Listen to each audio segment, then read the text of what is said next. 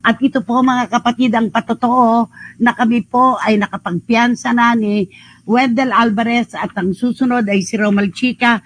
Recalled na po yung warrant of arrest na inilabas po ng Branch 93 ng RTC Quezon City.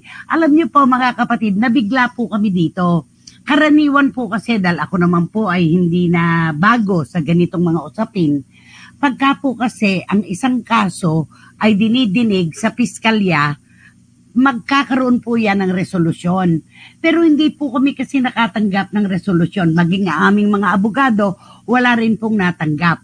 July 21 pa po pala lumabas itong WA na ito. July 30 na po kahapon ng aming matanggap at naunahan pa po kami ng mga pahayagan at ng social media. Gusto ko pong sabihin na baka maaaring may kinalaman dito ang sunod-sunod na bagyo na bumayo sa ating bayan. Marami po kasing opisina noon ang hindi halos nakapagtrabaho, kaya po siguro walang nakarating na resolusyon sa amin.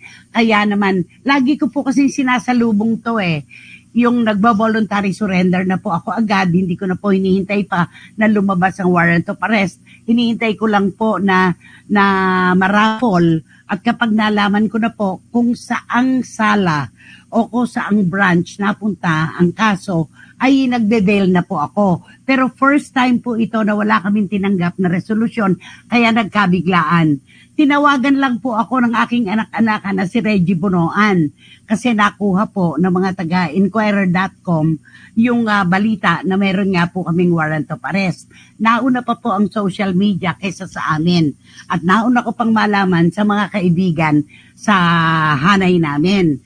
Kaya ang mahalaga po mga kapatid ay narito na po, may order na po ang Branch 93, ang presiding judge po ay si Ma'am Cherry Chiara L. Hernandez.